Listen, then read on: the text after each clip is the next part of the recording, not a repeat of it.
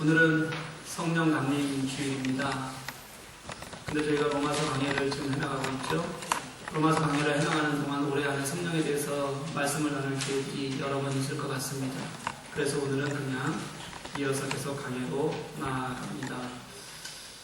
오늘은 성령 강림 주일, 하나님께서 우리를 위하여서 우리를 도우시는 성령이 이 땅에 오신 날이기도 하고요. 또 지금 아시는 분은 아시겠지만 우리 성도들 마음에 또 마음 아픈 일이 또 있기도 합니다.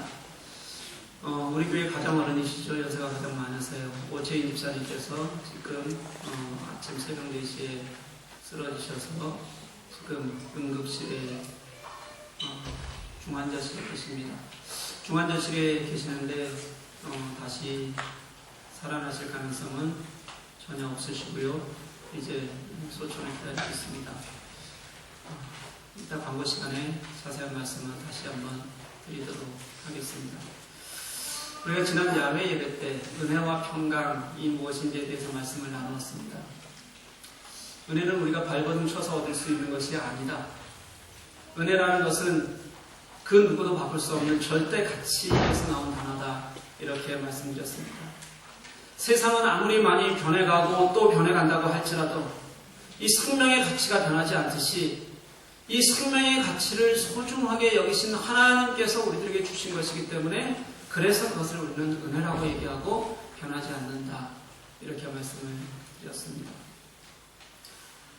우리 스스로를 절대로 살릴 수가 없는데 우리 생명은 우리가 발버둥 쳐서 얻을 수 있는 것이 아닌데도 불구하고 하나님께서 자신이 십자가에 못 박히심으로써 아무런 자격이 없는 우리들에게 그렇게 은혜를 주셨으니까 우리는 그것을 선물이다 이렇게 말한다는 겁니다.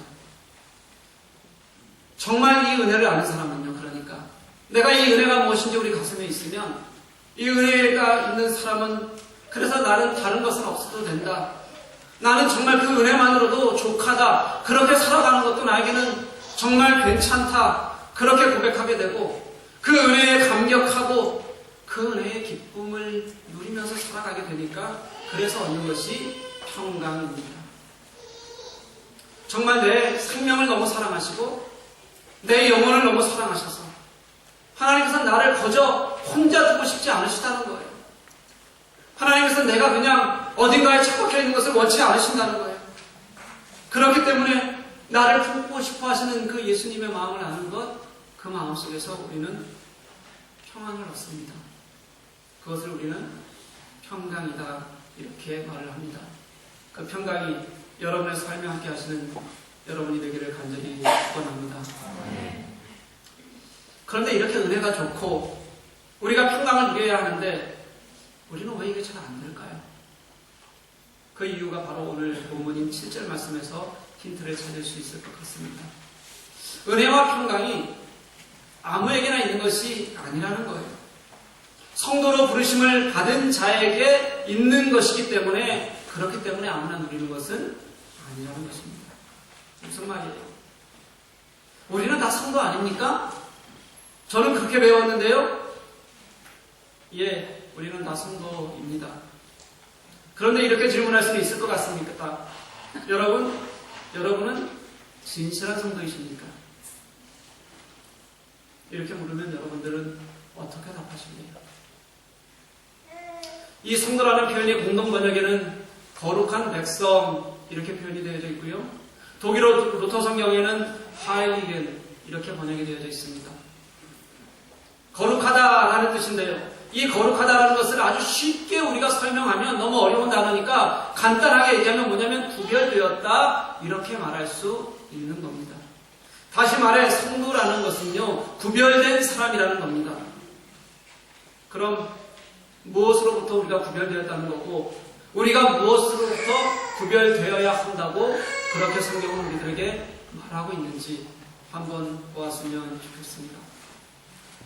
이 말을 이해하려면 초대교회를 한번 생각해 보아야 합니다. 초대교회 성도들에게 있어서 그들의 삶과 가장 가까운 단어가 무엇이었는지 찾자면 그건 어떤 단어였냐면 순교라는 단어였습니다. 그들은 눈앞에서 죽어가는 자신과 함께 예배하던 사람들이 금방 잡혀서 죽어가는 것들을, 그런 성도들을 보면서 이게 복음의 귀한 가치가 있는 거구나. 내가 지금 예배할 수 있다는 것이 얼마나 큰 은혜이구나 하는 것들을요, 그들은 순교의 장면들을 눈으로 보면서 그렇게 깨달을 수 있었습니다. 그럼 왜 이 초대교회 사람들이 이렇게 순교를 당하는 고통을 당할 수밖에 없었을까요? 로마 제국은 원래는요, 각 영토를 점령을 하면 그 영토에다가 종교의 자유를 허락해 주었습니다. 토착 종교가 다 그냥 있어도 괜찮은 나라였어요. 그런데도 불구하고 유독 기독교만 무수한 박해를 견뎌내고 당해왔습니다. 왜냐하면요, 바로 퀴리오스, 주라는 고백 때문이었어요. 당시 로마에서는 종교의 자유를 허락하면서도 절대로 훼손되지 않아야 할 가치가 하나가 있었는데, 그 가치가 뭐였냐면 황제의 권위입니다. 그러니까 황제의 권위는 지켜져야 되는데, 이 황제의 권위를 지키려면 황제에게 절을 해야 돼요. 그런데 유독 우리 기독교만 황제에게 절하지 않는 겁니다.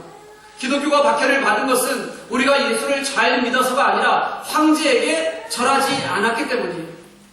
바로 구별된다는 것은 이런 것을 말하는 겁니다.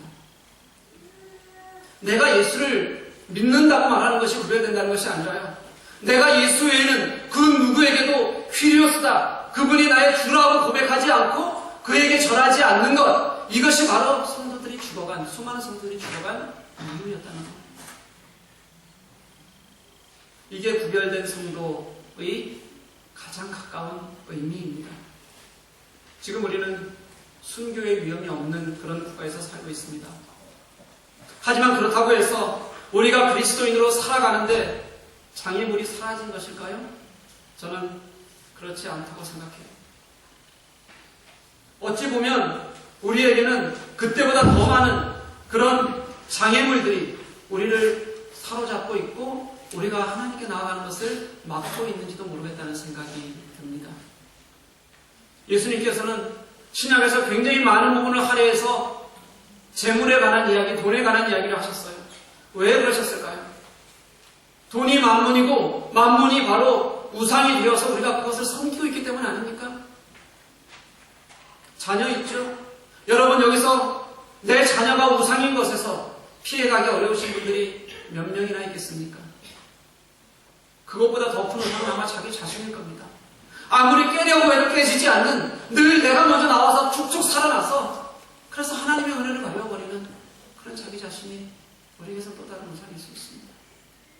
그것뿐이겠습니까?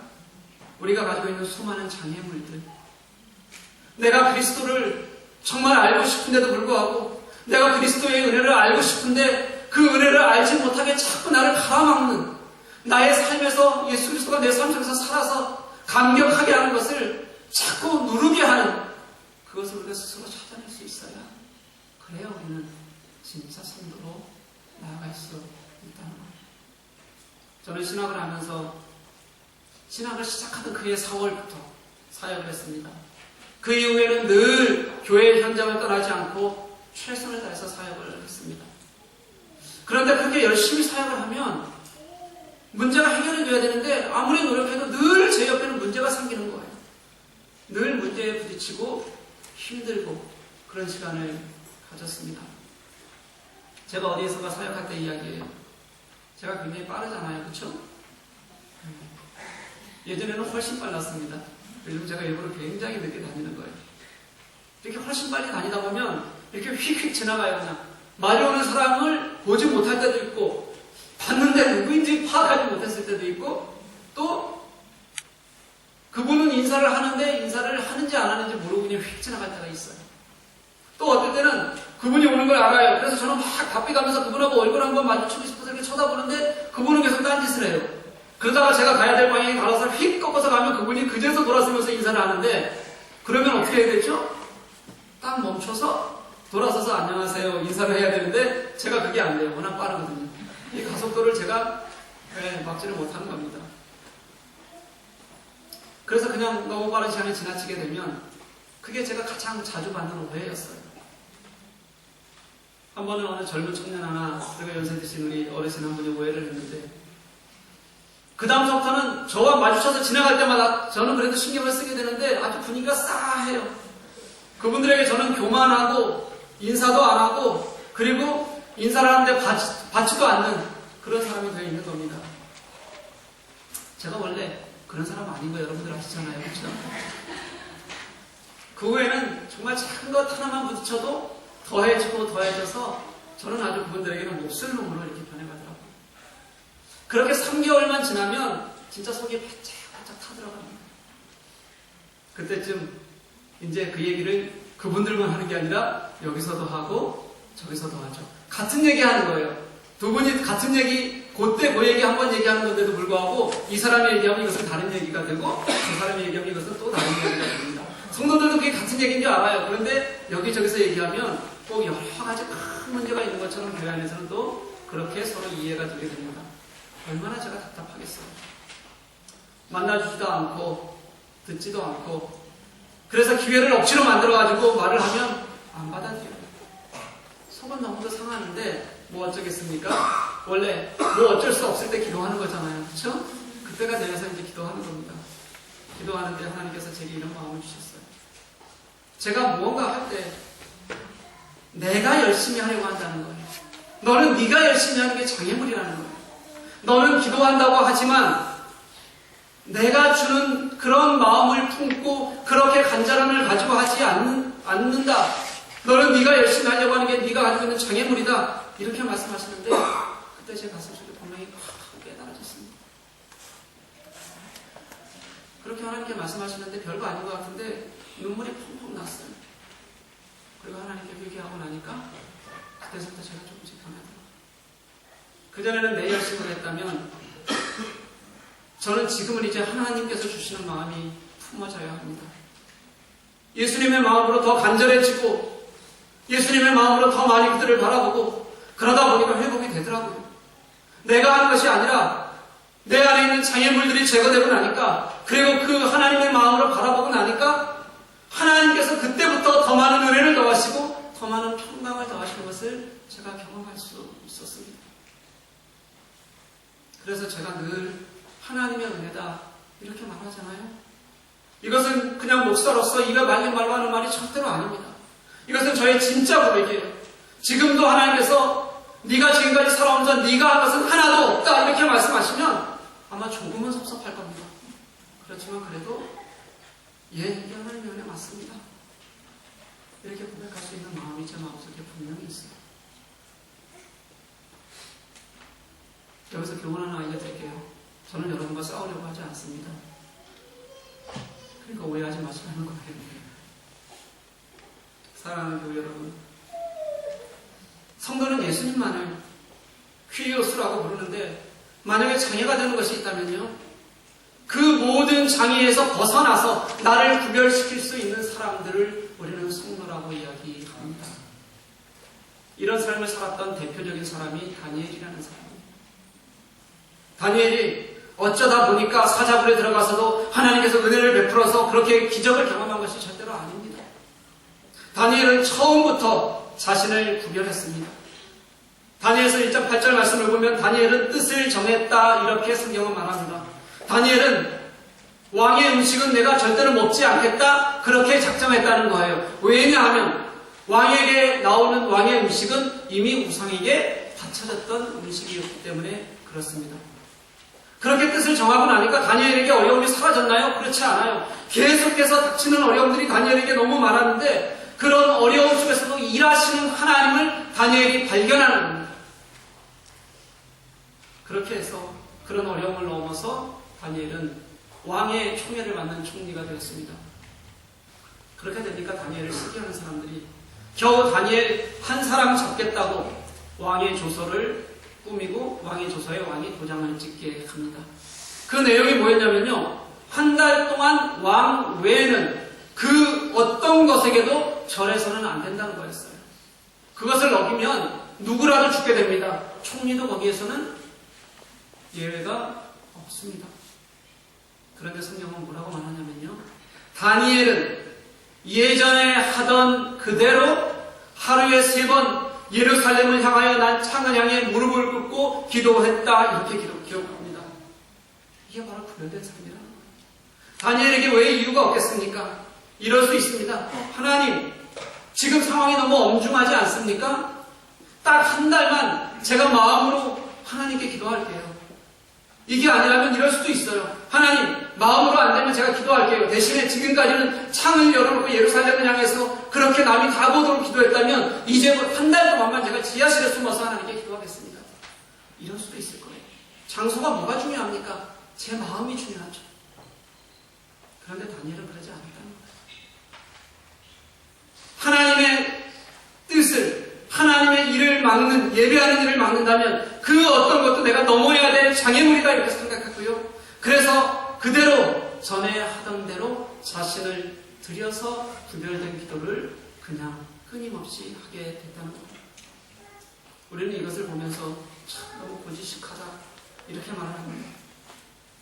하지만 다니엘에게 구별된 삶이라는 것은요, 하나님이 진정한 가치가 되시는 것, 하나님이 분명히 일하신다는 것을 내가 믿는 것, 그래서 그분을 신뢰하는 것, 이것이 그에게는 분명한 구별된 삶으로 나아가는 길이었기 때문에 그는 포기하지도 않고 그리고 돌아가지도 않았다는 겁니다.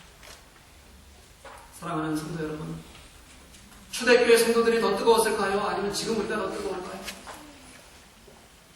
초대교회 성도들이 예수님을 더 많이 사랑했을까요? 아니면 여러분이 지금 가슴으로 예수님을 더 많이 사랑할까요? 우리에게 순교의 장애물도 사라지고 그리고 예수를 믿는데 불편함이 없어졌다면 지금 더 많이 뜨겁고 더 많이 사랑해야 하는데 사실 우리는 그렇지 못합니다. 왜냐하면 예수 그리스도만이 나의 퀴리오스, 나의 주가 되신다는 고백을 우리는 정말 마음으로 우리 삶에서 하고 있지 못하기 때문이라는 겁니다. 사랑하는 교회 여러분, 예수님만이 여러분의 주가 되신다, 나의 퀴리오스가 되신다, 그런 고백으로 여러분의 가슴을 달구시는 우리 교회 교우들이 되시기를 간절히 소망합니다. 아멘. 내가 지금 그렇게 주님께 가고 있는 길을 막고 있는 그것들이 있다면 그게 무엇이든지 하나씩 내가 다 알아요. 내어버리고 하나님을 소망하는 여러분들이 되어야 합니다. 그게 바로 성도이기 때문입니다. 지난 수요일 6주간의 DTS를 마쳤습니다. 제게는 목회자로서가 아니라 한 성도로서 저를 돌아볼 수 있는 좋은 시간이었습니다. 저도 은혜를 참 많이 받았습니다. 그때 들은 말씀 중에 아주 마음에 남는 말이 하나 있어요. 우리가 믿는 예수님은 우리가 마땅히 믿어야 할 예수님이 아니라 내가 믿고 싶어하는 예수님을 믿고 있다는 겁니다. 예수님은 이미 우리에게 하나님을 보이셨지만 우리는 그 하나님을 보고 싶어하지 않고 있다는 겁니다. 왜 그럴까요? 우리 속에 있는 수많은 장애물 때문이라고 생각해요. 지금 당장이라도 내가 예수님을 믿고 싶은 마음이 갑자기 불쑥불쑥 들기도 하는데 내 속에 있는 장애물이 그것을 자꾸 막는 겁니다. 쉽게 하는 거예요. 그래서 우리는 그 예수님을 사랑하고 감격하는 일에 정말 믿어야 될 예수님을 버려두고 그리고 내가 믿고 싶은 예수님만 골라서 믿는 그런 신앙생활을 우리들은 하고 있다는 거예요. 여러분이 예수님께 나아가는 일에 거치는 것이 무엇이 있습니까? 그게 바로 버려져야 할 것들입니다. 그것을 버리고 예수님만을 참된 가치로 여기는 것, 그것이 구별된 삶이고 그것이 성도인 것을 고백하는 여러분들이 되시기를 간절히 소망합니다. 오채인 집사님, 제가 아버지를 일찍 여의고 처음으로 단독 목회를 독일에 와서 하면서 정말 아버지같이 섬겼던 분이십니다. 그냥 뵙기만 해도 좋고 그리고 계신 것만으로도 참 너무 좋다. 굉장히 완고하신 분이시거든요. 사실은 그 완고하신 분이 맨 앞자리에 늘 앉으셔서 찬양하시고 또 이렇게 눈을 좀 이렇게 치켜서 이렇게 보세요. 저를 그렇게 치켜서 보시면서 말씀 들으시고 찬양할 때 눈물을 흘리시고 하시는 모습을 보면 아, 저런 분이 성도다, 이런 생각이 늘 들었습니다. 이제 성령이 오신 오늘 그분은 아마 오늘 하나님 나라로 가게 될지도 모르겠습니다.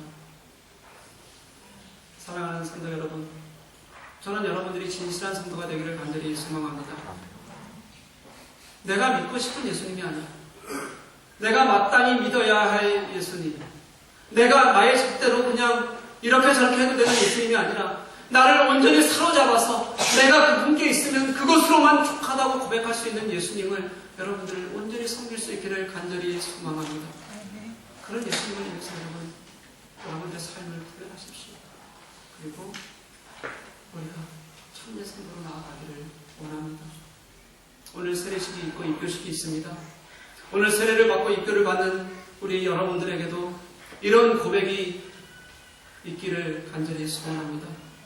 예수님, 이제 내가 당신을 나의 구주로 고백하고 이제는 이것이 바꿀 수 없는 가치로 내 삶을 살아가게 하는데 하나님 나의 삶을 드리겠습니다. 오늘부터 나를 주장하여 주시고 인도하여 주옵소서. 여러분 그렇게 고백할 수 있기를 간절히 소망합니다. 그때 은혜도 커지고 그때 평강도 우리들에게 넘치게 될 것입니다. 사랑하는 성도 여러분, 진실한 성도로 우리가 아버지를 예배하는 그날까지 내 속에 거치는 것들을 제거하고 넘으며 하나님께로 가기 위해 같이 나아가는 저와 여러분들이 되기를 주님의 이름으로 간절히 축복합니다. 아멘.